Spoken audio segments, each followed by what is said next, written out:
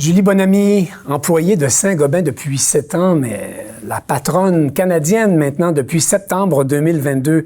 Comment ça va avec le Canada? Comment ça va avec le Québec? Ça va très bien. C'est un magnifique pays. On y est très heureux avec ma famille. On aime la nature, l'ouverture d'esprit des gens, la diversité de la population et la capacité à s'intéresser à l'autre. C'est un pays formidable pour élever des enfants. Et un très très beau pays. Et puis on aime le bilinguisme, le fait de pouvoir vivre en anglais, vivre en français pour ma famille, c'est quelque chose qui est vraiment très agréable. Donc on est très heureux. Alors c'est un choc culturel, pas tant parce que vous êtes française, mais parce que les dernières années précédentes, vous étiez à Singapour, je crois. Qu'est-ce que vous y faisiez?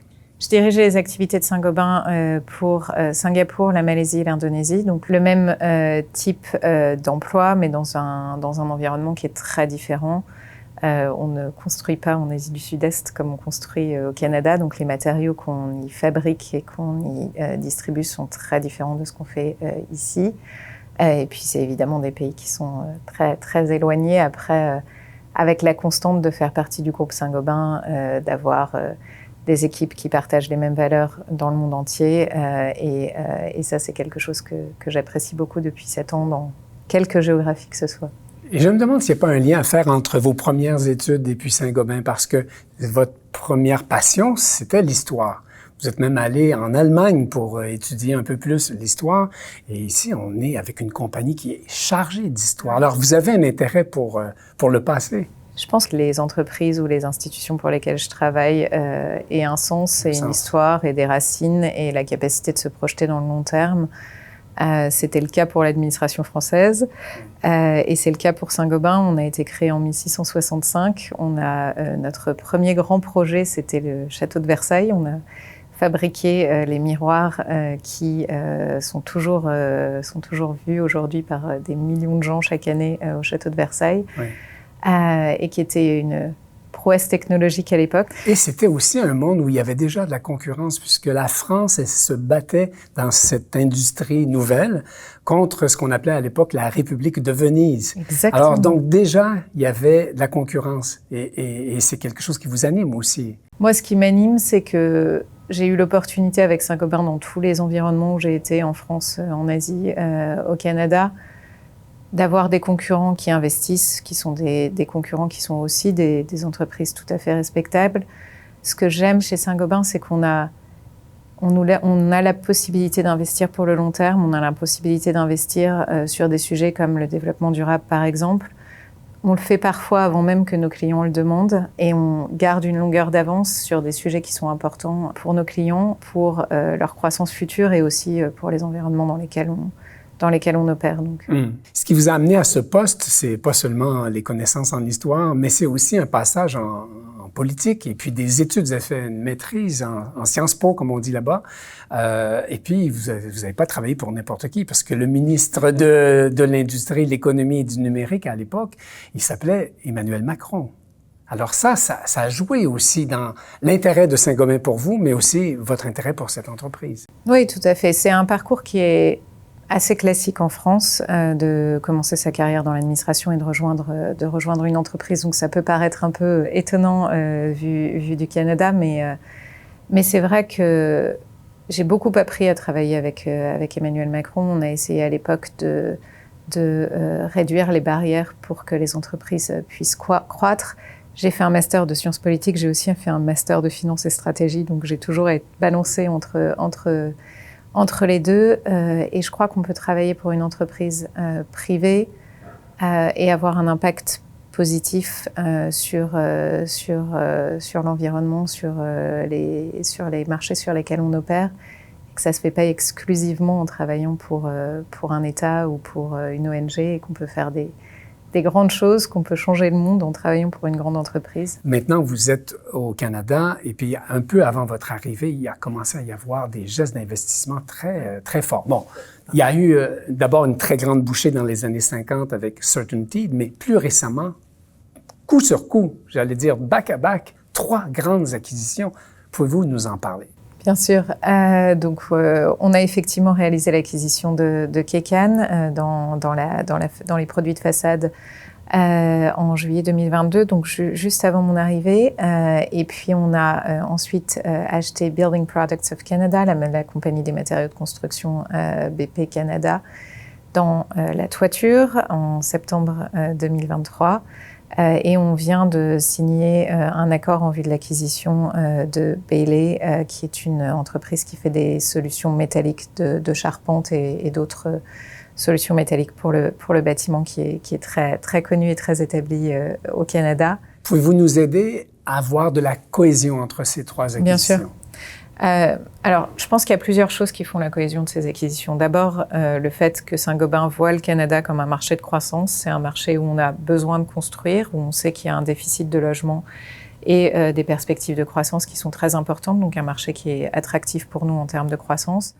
Le groupe a aussi exprimé sa volonté de renforcer ses activités en Amérique du Nord et c'est quelque chose qu'on fait avec beaucoup de force depuis plusieurs années. On est une entreprise européenne. On était, il y a encore 5 ou 6 ans, surtout présent en Europe de l'Ouest.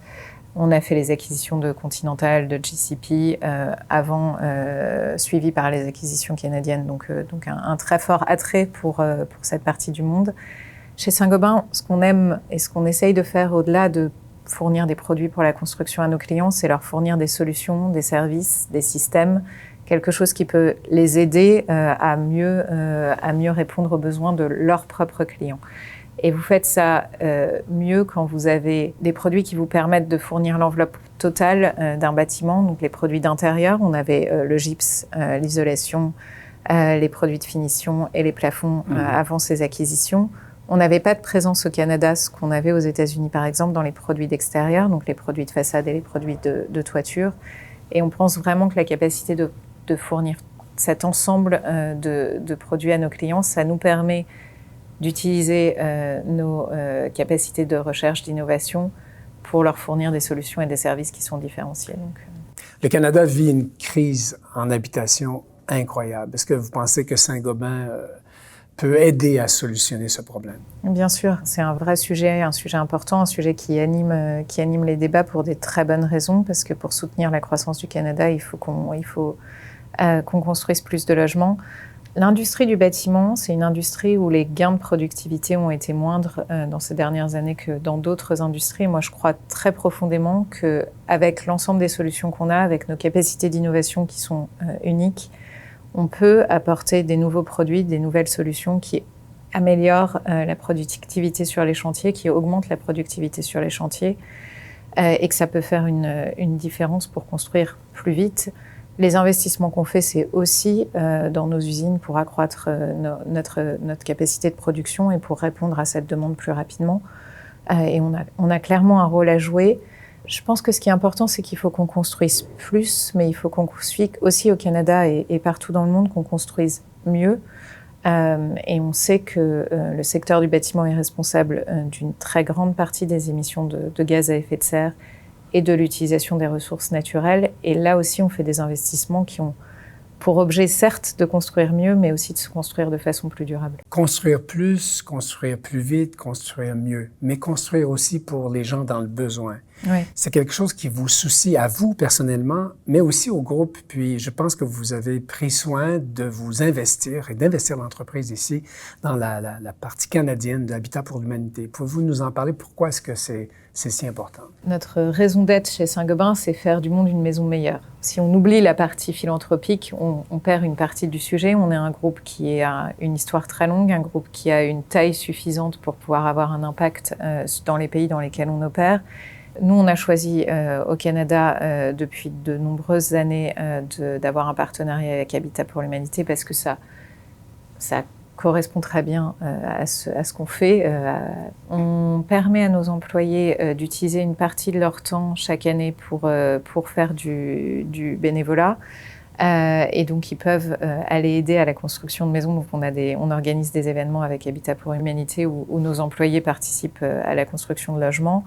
On leur procure une participation financière classique, si j'ose dire, et puis on fournit des matériaux de construction qui sont utilisés pour construire des logements pour ceux qui en ont besoin. Est-ce que ça s'étend aussi aux premiers peuples, aux Premières Nations? Bien sûr, si je vous donne un exemple, on est en train de développer une nouvelle mine de gypse dans l'Ouest canadien, sur un territoire sur lequel on travaille avec les communautés de Premières Nations qui sont présentes, qui participent à nos appels d'offres, qui vont travailler sur le site avec nous. Et c'est des partenariats qui sont très positifs et auxquels on croit beaucoup. Puisqu'on est sur le chemin de l'inclusion et que je parle avec une femme, est-ce que le fait de travailler dans une entreprise, en fait dans une industrie plutôt qui est à majorité masculine, est-ce que ça vous amène à poser des gestes particuliers pour arriver à ce que les femmes trouvent un peu plus leur place dans cette industrie? C'est notre responsabilité de changer cette image, de communiquer sur tout ce qu'on peut faire. Oui. Au sein de cette industrie et comment on peut y avoir des carrières formidables et puis de pousser les femmes qui sont chez nous pour qu'elles aient les carrières qu'elles méritent. J'ai jamais senti aucun frein à ma carrière chez Saint-Gobain. On m'a proposé des opportunités comme si j'étais un homme et sans me freiner de quelque façon que ce soit. Et je pense que c'est le cas pour l'ensemble des employés du groupe. J'ose l'espérer et en tout cas on fait tout avec mon équipe pour que ce soit le cas au Canada et pour que les femmes puissent prétendre à toutes les fonctions quelles qu'elles soient. Et donc est-ce que les femmes sont aussi présentes sur votre comité exécutif? On a 43% de femmes dans mon comité exécutif pour le moment.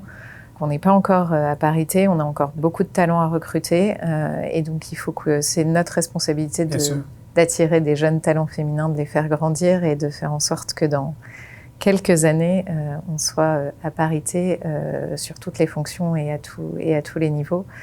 On a aussi énormément de femmes formidables qui sont dans nos usines, qui sont dans nos équipes de vente.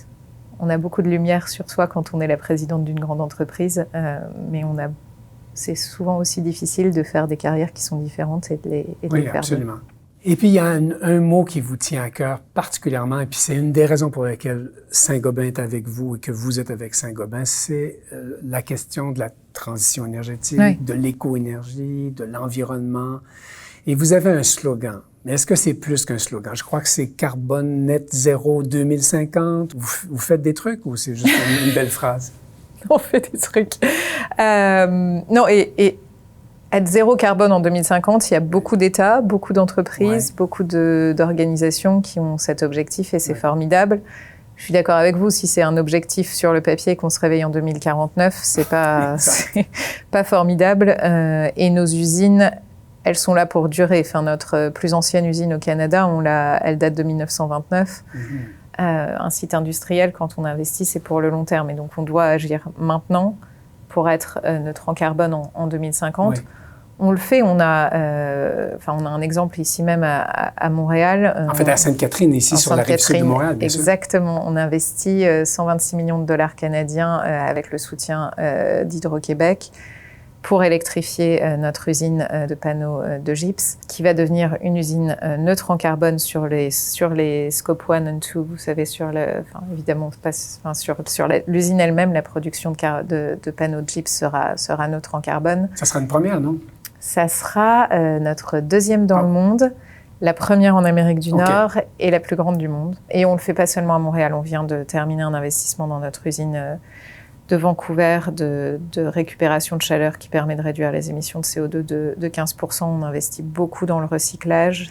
Vous savez, il y a très très longtemps, on prenait des pierres d'étampes pour construire des maisons. Il y a un sens à réutiliser les matériaux de construction et voir du gypse partir à la décharge, moi, c'est quelque chose qui me touche. Oui. Et donc, on travaille beaucoup à augmenter le contenu recyclé de nos panneaux de gypse, de nos produits de façade en vinyle, etc.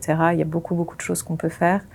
Et on le fait avant même que le marché le demande, parce que c'est des investissements longs et qu'on anticipe que ce sera important pour nos clients à l'avenir, en plus d'être la bonne chose à faire. Vous visez haut aussi, comme les Jeux olympiques de Paris. Alors, Saint-Gobain est une des entreprises les plus anciennes de France, une entreprise emblématique qui donc a décidé d'être partenaire officiel des Jeux olympiques, de soutenir des athlètes et puis de participer avec nos matériaux à la construction d'un village olympique qui soit plus durable, plus confortable pour les athlètes qui vont être présents en France cet été. Julie, j'ai l'impression de rencontrer quelqu'un qui est sur son X, comme on dit, c'est-à-dire que vous êtes au bon endroit, au bon moment. Mais l'entreprise, elle est ambitieuse. L'êtes-vous aussi? Est-ce qu'il y a des projets encore pour le Canada? Est-ce qu'on va entendre parler de vous dans le futur bien longtemps? Vous savez, dans les dernières années, on a investi plus de 3 milliards de dollars au Canada. On a des intégrations d'entreprises absolument formidables à continuer. On a encore plus d'investissements pour la capacité, pour le développement durable à faire. Et donc moi, j'ai hâte de voir ce que les prochaines années vont nous apporter. On va continuer à croître, continuer à faire la différence pour nos clients, pour nos employés, et c'est une aventure passionnante. Ça a été un plaisir. Bons Jeux olympiques et puis bonne continuité. Merci beaucoup. Merci.